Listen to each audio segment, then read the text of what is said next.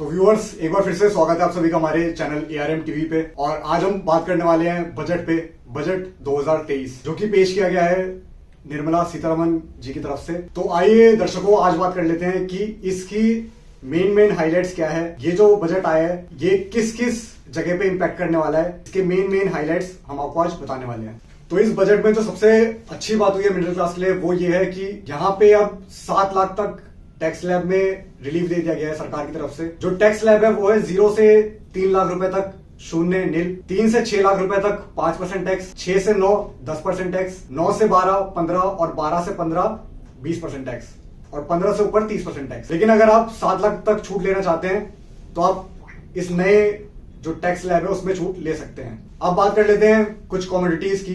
तो इसमें सिगरेट्स महंगी कर दी गई हैं, मोबाइल और टीवी के दाम सस्ते हो गए हैं। तो इस बजट में जो सबसे ज्यादा काम किया गया है वो किया गया है बुजुर्गों के लिए, महिलाओं के लिए और युवा के लिए। आइए दोस्तों बात कर लेते हैं महिलाओं के लिए सरकार ने क्या नए नियम लागू किए हैं। तो इसमें एक बचत योजना सरकार ने निकाली है जिसमें महिलाओं को 2 लाख तक के बचत पे 7.5% ब्याज मिलेगा। इसी के साथ सरकार 500 नए प्लांट बिछाने वाली है जिसमें वह कृषि के लिए फर्टिलाइजर्स और मैन्योर्स उत्पादन के लिए आगे आएगी। बात करें अगर एनर्जी सेविंग में, तो सरकार एनर्जी सेविंग में 35,000 करोड़ का निवेश करने वाली है जिसमें से 20,700 करोड़ के नए प्लांट लगाए जाएंगे। इसी के साथ पीएम आवास योजना में 66% की बढ़ोतरी कर दी गई है जो कि अब बजट हो गया है 79,000 करोड़ का, जिसमें लोगों को घर दिए जाएंगे। साथ ही में सरकार अब आर्टिफिशियल इंटेलिजेंस पे भी काम करने वाली है। ये काम 3 सेक्टर में होंगे, आपके एग्रीकल्चर सेक्टर पे, आपके हेल्थ सेक्टर पे और अर्बनाइजेशन में।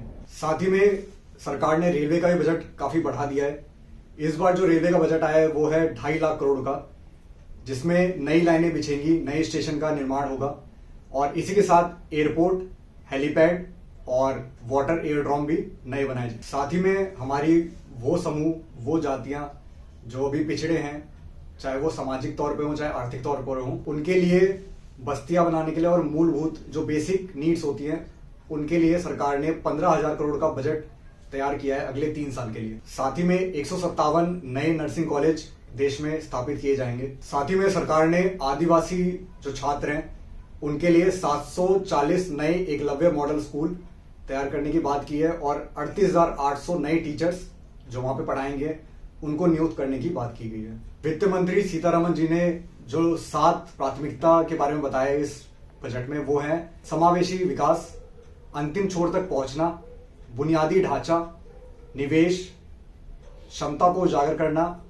हरी वृद्धि, युवा शक्ति और वित्तीय क्षेत्र। इन 7 जगहों पर यह सरकार इस बजट पे काम करने वाली है। सरकार इस बजट में कृषि स्टार्टअप को, एग्रीकल्चर स्टार्टअप को बहुत ही प्रमोट करने वाली है, बहुत ही ज्यादा, और उनके सपोर्ट में काफी स्कीम्स लाई जाएंगी, ऐसा उनका कहना है। और इन्हीं स्टार्टअप के लिए सरकार का बजट है 20 लाख करोड़ का, जो लोन सरकार प्रोवाइड करती है कृषियों को, उसमें इस बार का बजट है 20 लाख करोड़। साथ ही में सरकार ने इस बार जम्मू कश्मीर, लद्दाख और पूर्वोत्तर के विकास की भी बात की है अपने बजट में। साथ ही में हमारे देश की पर कैपिटा इनकम, प्रति व्यक्ति आय दोगुना हो गई है, जो बढ़कर अब 1.97 लाख पर पर्सन हो गई है और अब हमारा देश 5वीं सबसे बड़ी अर्थव्यवस्था बन चुका है। साथ ही में जो अनाज अफोर्ड नहीं कर सकते, जो फूड अफोर्ड नहीं कर सकते, उन घरों के लिए सरकार ने अगले 28 महीनों तक 80 करोड़ लोगों को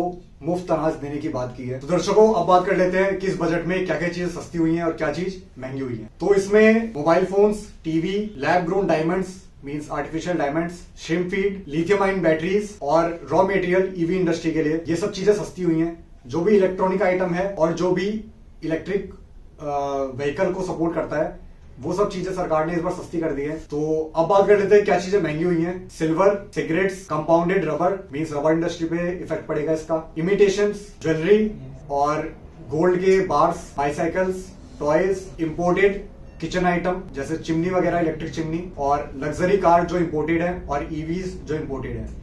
मीन्स एक तरह से इसका निष्कर्ष निकाला जाए, जो भी इंपोर्ट वाले आइटम है वो सब महंगे होने वाले हैं और जो भी आपके प्रेशियस मेटल्स हैं वो महंगे हो जाएंगे। कुछ सेविंग स्कीम भी सरकार ने लॉन्च की है, जैसे जो सीनियर सिटीजन के लिए 15 लाख की लिमिट थी वो अब बढ़ाकर 30 लाख की कर दी है। जो मंथली इनकम सेविंग स्कीम थी पहले 4.5 लाख की वो अब 9 लाख कर दी है और 7.5 लाख जो ज्वाइंट अकाउंट के लिए था वो 15 लाख कर दिया, मतलब सीधा सीधा उसे डबल कर दिया है। और वन टाइम सेविंग स्कीम जो महिला के लिए थी, वुमेन्स के लिए थी, वो भी अब 2 साल के लिए वैलिड कर दी है, मार्च 2025 तक। और जो गर्ल्स और वुमेन्स के लिए एक स्कीम निकाली थी, सेविंग स्कीम 2 साल के लिए 2 साल के टेन्योर के लिए, उसमें भी अब फिक्स्ड इंटरेस्ट रेट कर दिया है 7.5%। साथ ही में अब वो पार्शियल विड्रॉल का भी ऑप्शन उसमें दे दिया गया है। साथ ही में सरकार ने कैपेक्स भी हाइक कर दिया है 33% से। मीन्स अब नए इंफ्रास्ट्रक्चर डेवलप होंगे, बिजनेसेस सेटअप कराए जाएंगे जो कि प्राइवेट फर्म के द्वारा चलेंगे। और इसमें जो सरकार का बजट है वो है 13,70,000 करोड़ का, जिससे लोगों में एम्प्लॉयमेंट भी बढ़ेगी। साथ ही में डिफेंस बजट में भी 13% का हाइक किया है। जो पहले बजट 5.25 लाख करोड़ था, अब वो बढ़कर 5.95 लाख करोड़ हो गया। साथ ही में सरकार का एक टारगेट है कि जो हमारा फिस्कल डेफिसिट है वो 4.5% तक आ जाए 2025-26 तक। साथ ही में सरकार ने एमएसएमई पे भी काम किया है। इनका कहना है कि अप्रैल 1, 2023 से इनका जो कॉर्पस होगा उधार देने के लिए वो 9,000 करोड़ का हो जाएगा, जिसमें कि कोलेटरल फ्री गारंटी क्रेडिट होगा 2 लाख करोड़ का, और जो इसका कॉस्ट होगा, इंटरेस्ट होगा, वो भी 1% से ये लोग घटाने वाले हैं। साथ ही में देश में अनएम्प्लॉयमेंट को कम करने के लिए सरकार ने जॉब्स पे भी ध्यान दिया है। अब सरकार प्रधानमंत्री कौशल योजना 4.0 लॉन्च करने वाली है। सरकार ने नई स्कीम लॉन्च की है, प्रधानमंत्री कौशल विकास योजना 4.0, जिसमें सरकार 30 नए सेंटर खोलने वाली है स्किल इंडिया के, जिससे कि जो नए युवा हैं उनको तैयार किया जाए नई नौकरियों के लिए, नई स्किल के साथ। और ये अगले 3 सालों में 47 लाख नए युवा यूथ को सपोर्ट करने वाला है, उन्हें स्किल डेवलप करने में मदद करने वाला है। जैसे सरकार ने आधार से हर चीज लिंक कर दी है, वैसे अब सरकार पैन पे आ गई है।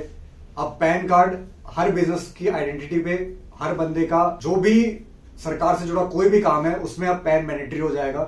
जैसे बिना आधार कार्ड के आप कोई काम नहीं करवा पाते, वैसे अब बिना पैन कार्ड के आप कोई भी काम नहीं करवा पाएंगे। सरकार अब अर्बनाइजेशन में बहुत ही आगे जाने वाली है। इनका बजट इसमें 10,000 करोड़ का है पर ईयर। इसमें ये लोग सीवर लाइन और सेप्टिक टैंक प्रोवाइड करने वाले हैं। वो भी इनका कहना है कि 100% हर जगह ये सीवर और सेप्टिक टैंक पहुंचाने वाले हैं। हेल्थ केयर के मामले में सरकार का बजट 89,155 करोड़ हो गया है, जिसमें ये लोग अलग अलग तरह के वेलफेयर स्कीम्स लाएंगे और हॉस्पिटल्स वगैरह, क्लिनिक्स वगैरह नए डेवलप किए जाएंगे। साथ ही में जो हमारी केंद्र सरकार है वो राज्य सरकार को 50 सालों तक इंटरेस्ट फ्री लोन प्रोवाइड करने वाली है, 1 और साल तक। अब जैसे कि हमने हेल्थ केयर की बात कर ली, एजुकेशन की बात कर ली, वुमेन के लिए बात कर ली, अब बात करते हैं स्पेस में। स्पेस का जो सरकार का बजट है वो है लगभग 12,544 करोड़। इस पे सरकार काम करेगी अपनी स्पेस रिसर्च पे, जो नई नई रिसर्च इसरो हमारी करती है, उसके लिए सरकार का बजट है 12,544 करोड़। और स्पोर्ट्स को प्रमोट करने के लिए भी सरकार ने जो पिछले साल 723 करोड़ का बजट था